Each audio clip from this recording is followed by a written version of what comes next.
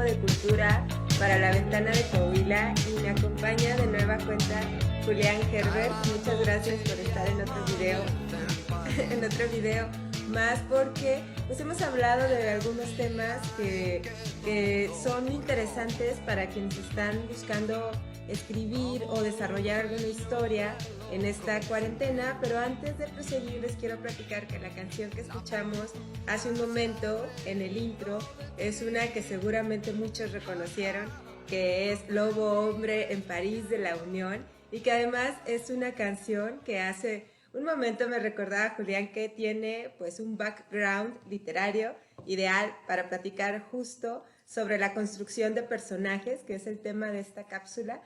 Entonces, Julián, gracias por estar aquí. Hola, otra vez. Gracias por invitarme. Y cuéntanos un poco sobre esta canción de la Unión. Claro, bueno, la canción está basada en un cuento de Boris Vian, un cuento maravilloso de Boris Vian, quizá el cuento más famoso. Boris Vian es este escritor y jazzista francés multifacético que pues avivó mucho digamos el medio siglo francés con su visión del mundo. Y una de las cosas que hace Boris Vian tiene que ver con esta charla es como tratar de darle la vuelta a las cosas. Y justo lo que hace en El Lobo Hombre es contar la historia de los hombres lobo, pero al revés. Es decir, la historia que cuenta el cuento y la canción es que un mago muerde a un lobo y lo convierte en humano. Y entonces este lobo tiene que lidiar con la jungla urbana de París, ¿no? Entonces, bueno, me interesa mucho partir de ahí porque además de que el personaje es muy entrañable y Boris Vian como escritor es muy entrañable, hay una idea básica ahí que creo que tiene que ver mucho con el tema de hoy, con el personaje, que es la puesta en situación. Bueno, y esto me parece que es muy importante porque cuando empezamos a construir una historia, ya sea para un cuento o para una novela, tenemos como a veces dos maneras de aproximarnos, que es el suceso y otro relacionado con quién está participando ahí. A veces hay autores que se vuelcan en el personaje y hay otros en los que el personaje actúa de acuerdo a la situación en la que se ve envuelta. Entonces yo quisiera que me hablaras sobre pues esta forma de aproximarnos a la creación de un personaje. Claro, yo creo que hay muchas opciones para cómo hacer un personaje. Me parece que la más tradicional es pensar en el personaje desde esta perspectiva donde dices, pues tiene el color de cabello es así, se llama tal, tiene tantos años. Como empezar por ahí es la manera más tradicional. Una de las cosas que hemos aprendido cognitivamente en el desarrollo de la construcción del personaje es que no necesariamente es la más eficiente ni la más profunda. A mí me parece que la forma en la que uno llega al personaje de inicio es la puesta en situación.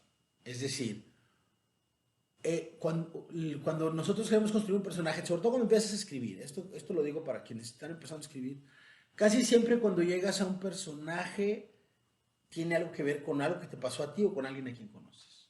Hay esa relación con el mundo personal y entonces eso a veces nos ciega como autores, y eso es muy común cuando empiezas a escribir, dedicarle mucha energía a la parte de lo que tiene que ver contigo. Entonces, una sugerencia que ayuda a despegar al personaje, me parece, una de las primeras es ponerlo en una situación. Y la situación determina cosas muy importantes del personaje. Entonces, ¿cuál es la situación en la que está? Eso es clave. ¿Por qué razón? Voy a decirlo de manera muy esquemática, siguiendo las ideas que están algunas de las ideas que están en este libro, que les recomiendo mucho, que se llama se llama Anatomía del Guión, de John Truby, que es un profesor de escritura de guiones. Hay un aspecto que es propio de los guiones, pero que aparece también desde la tragedia griega y que está en Shakespeare y que está en cualquier constructor, cualquier sólido constructor de personajes. Y es que cuando tú pones a tu personaje en una situación determinada, hay cosas que operan en él. Lo que necesita, lo que quiere, que no necesariamente son siempre lo mismo, a veces lo son, pero muchas veces lo que quiere un personaje y lo que necesita son cosas distintas. Y uno de sus defectos, alguno de sus defectos. Casi siempre la necesidad está en función de un defecto. Es decir, cuando tenemos una necesidad material suele ser porque somos malos administradores, ¿no? Cuando tenemos una profunda necesidad afectiva suele ser porque somos egoístas o narcisistas con las personas.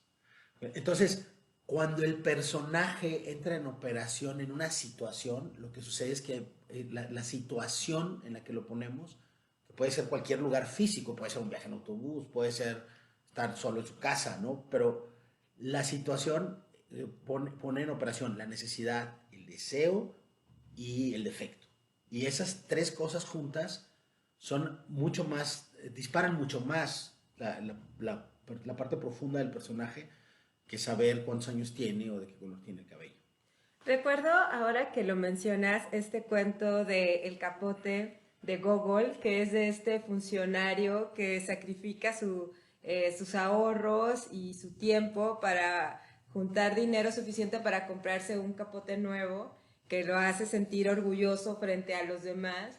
Y el conflicto es que le roban este capote. Podría parecer un personaje pues anodino, y un suceso que también podría parecer anodino en realidad es el que desata el cuento. Claro, sí, yo ahora que mencionas a los rusos, yo creo que los rusos entendieron muy bien esto. Creo que una de las diferencias más marcadas entre el realismo del siglo XIX francés y el realismo del siglo XIX ruso es que los franceses se detienen mucho más en la prosa, en la construcción de los ambientes, en una proyección, bueno, Dickens también hace eso, ¿no? Como una proyección mucho de abrir mucho.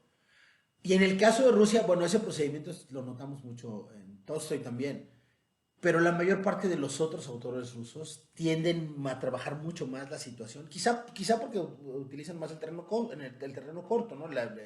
Ahora pienso, por ejemplo, ahora tú mencionas a Gogol, ahora pienso también en Chekhov y pienso en una historia específica de Chekhov, que es un cuento del que hablo mucho, ¿no? Que es este conductor es una especie de taxista, ¿no? Conduce un carruaje de alquiler y toda la noche pasa subiendo clientes y llevándolos de un lugar a otro, como haría cualquier taxista, digamos. Y todo el tiempo hay un problema de comunicación, porque todos un poco hablan con él y bromean, entre que bromean con él, le piden cosas, pero él tiene una necesidad de comunicar algo. El cuento se llama tristeza, hay un momento de tristeza en el personaje. Y tiene esta necesidad de comunicarlo y la gente pone una barrera todo el tiempo cuando él llega a como un grado de intimidad. Al punto de que al final de la historia el hombre tiene que confesarle su dolor al caballo que lleva, como que conduce su carruaje. Y nunca nos enteramos de cuál es ese secreto o ese dolor, lo cual me parece maravilloso porque me parece que ese es justamente lo que es, cómo funciona la puesta en situación, ¿no? La necesidad, en eso estoy de acuerdo contigo, puede ser algo que aparentemente anodino, pero expresa una verdad interior. Y eso creo que los rusos lo entendieron muy bien y que reaparece paulatinamente en la literatura, en autores bueno, hay un sector de la literatura en lengua inglesa que lo retomó en el siglo XX, ¿no? Hemingway, Raymond Carver. Pero bueno, hay muchos autores, ¿no? A los que podríamos referir con esa manera de enfocar al personaje.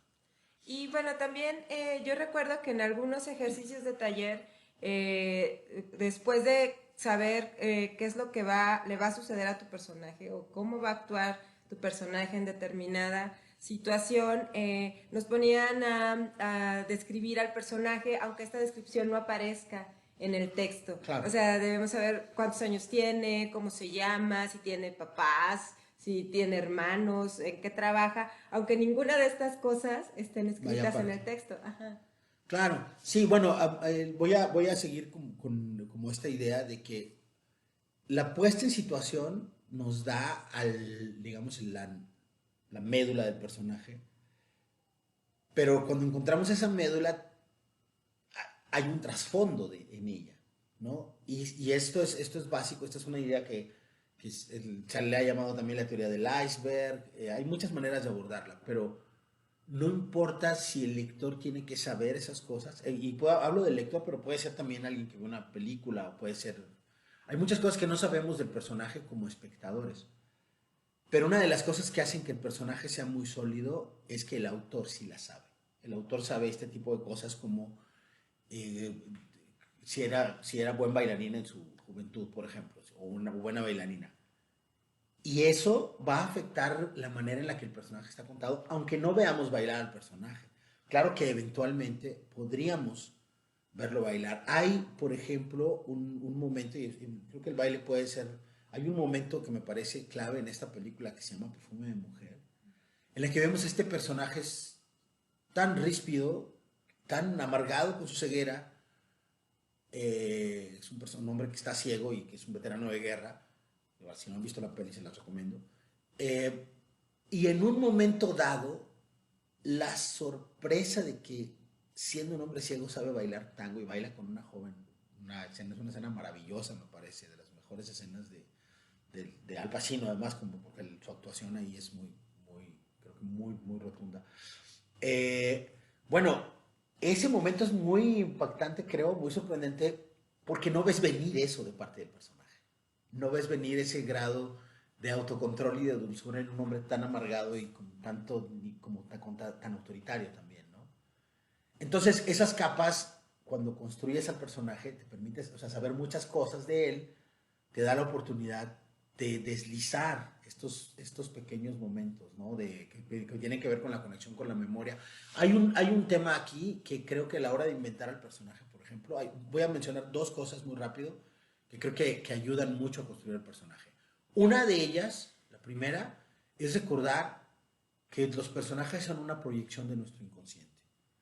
Que como en los sueños, dice Lacan que en los sueños el soñante es todo lo que aparecen ahí. Entonces, si tu mamá aparece en el sueño, en realidad no es tu mamá, es un desplazamiento de tu propia conciencia, ¿no? O más bien de tu inconsciente.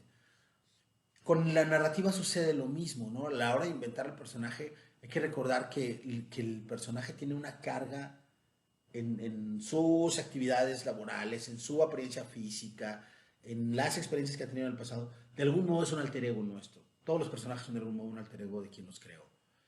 Y la otra, muy básica, que este es un consejo de la vieja escuela de la generación perdida, de los escritores estadounidenses de la generación perdida, es que le des un oficio a tu personaje. Que tu personaje se dedique a algo.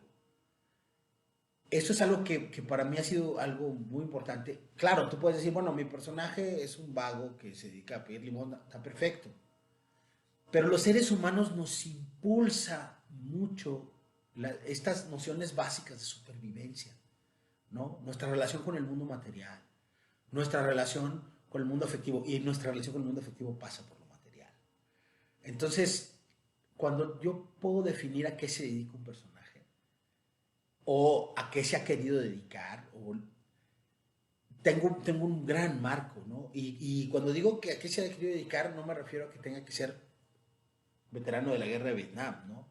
Porque creo que hay estas cosas maravillosas que suceden en la narrativa cuando uno sabe narrar muy bien a una persona que se dedica a hacer la limpieza en distintos departamentos y de pronto decide hacerles un mínimo daño, por ejemplo, a las posesiones de las personas a las que visita como una especie de venganza. Ahí hay una gran historia, hay un gran personaje, ¿no? Uh-huh. Yo creo que si nosotros contamos la historia de un niño que va a la escuela y juega a las guerritas en la escuela, a las guerritas entre árabes y judíos, y de pronto resulta que se enamora de la mamá de unos compañeros, ahí tenemos una grandísima historia, ¿no? Entonces, saber a qué o sea, también la edad, pero también a qué se dedican, qué hacen los personajes.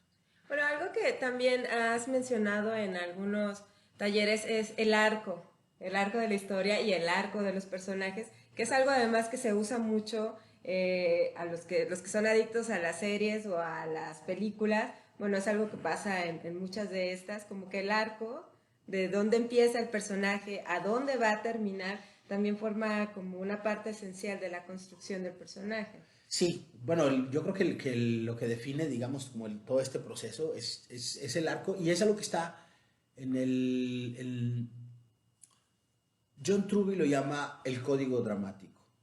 Y me gusta mucho la expresión porque la noción de código dramático me parece que para mí está relacionada con un sentido inherente a la historia de los personajes. Es como si fuera su ADN, ¿no? Entonces la noción del código dramático John Truby la expresa de una manera muy sencilla y creo que ahí es donde sucede el arco.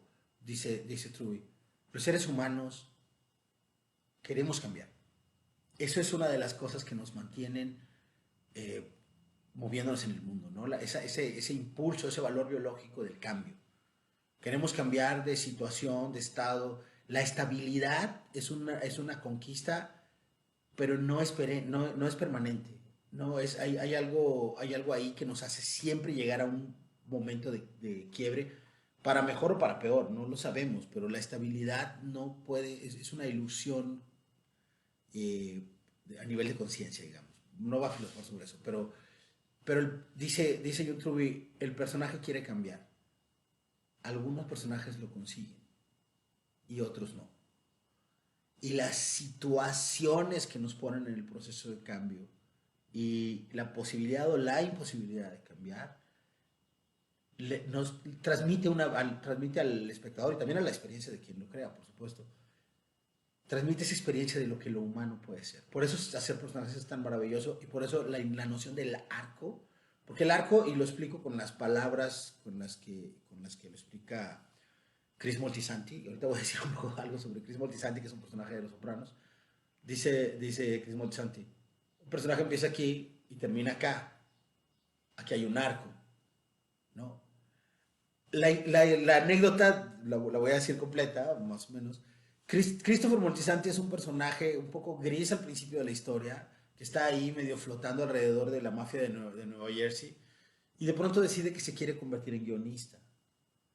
Y entonces trata de estudiar cómo se escribe un guión y no sabe escribir, y es un tipo que está como problemadísimo, pero en un momento dado tiene un diálogo con otro de los personajes y le dice, cuando un personaje en una historia empieza aquí y termina acá, o sea, y hay un arco, dice, ¿dónde está mi arco?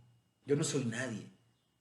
Y lo paradójico y creo que lo poético de ese momento, de esa escena de la serie, es que en ese momento Christopher Moltisanti empieza a tener un arco. Porque es un personaje que tiene una carencia, que tiene un deseo y que tiene una necesidad. Y eso lo dispara para convertirlo en uno de los personajes más bellos de la historia. Entonces, también es esto, creo que hay esta relación, la relación que mantiene el personaje con la vida real y de algún modo como la sensación del espectador que se conecta, o sea, los personajes bien hechos hacen que nos conectemos porque nosotros también hemos estado ahí. Esa es la sensación profunda del personaje. Por eso, cuando alguien te dice, no, es que te lo voy a contar cómo sucedió, a veces las cosas como sucedieron en la realidad no funcionan narrativamente. Hay que inventar la parte donde está el arco. ¿Por qué razón? Dice en otra película, en The International, están interrogando a un personaje que fue parte del Ejército Rojo comunista y termina siendo el jefe de seguridad de un emporio bancario. Y le dice, ¿cómo es posible que te hayas, el que lo entrevista, que es un policía, le dice, ¿cómo es posible que te hayas pasado de aquí a acá? Y el personaje le dice, esa es la diferencia entre la realidad y la ficción. La ficción tiene sentido. Entonces, esa frase me parece también que es importante para construir personajes. Los personajes tienen una lógica interna y ahí es donde está su arco. Y bueno, para finalizar quisiera que nos compartieras a lo mejor un par de tips rápidos para quienes están ahorita haciendo un relato, o sea, ya sea un cuento, una novela, incluso para la crónica, el asunto del arco es importante y de la creación de los personajes. Entonces, tal vez un par de tips rápidos antes de terminar.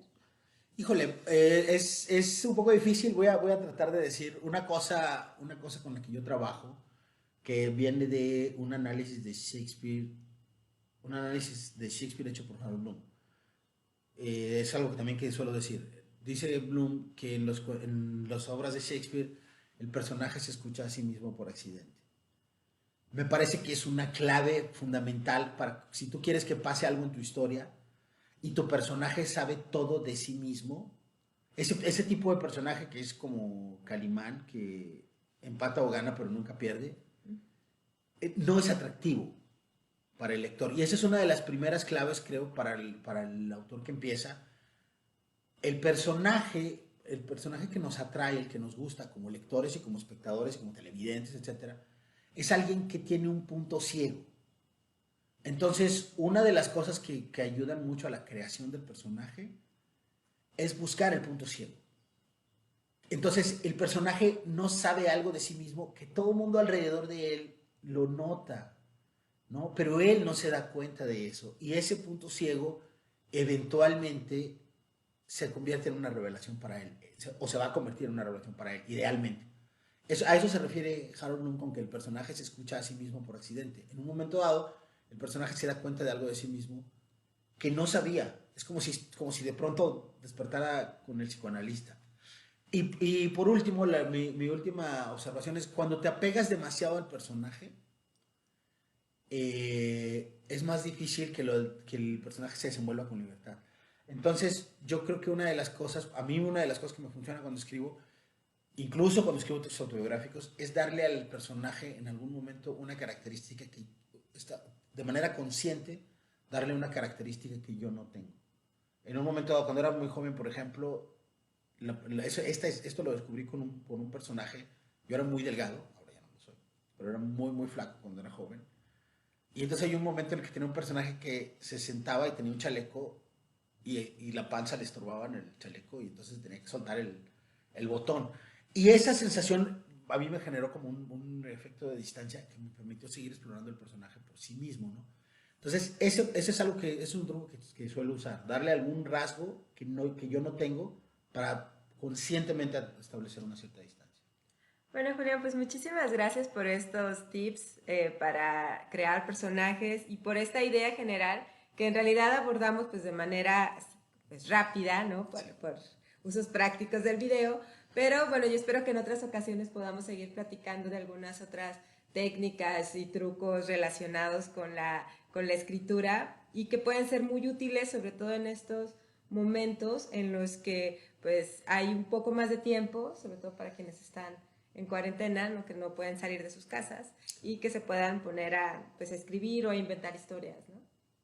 Pues muchas gracias. Bueno, muchas gracias y pues nos vemos la siguiente semana en una cápsula más de Tiempo de Cultura para la Ventana de Coahuila con una producción de Rafael Izquierdo. Hasta la próxima.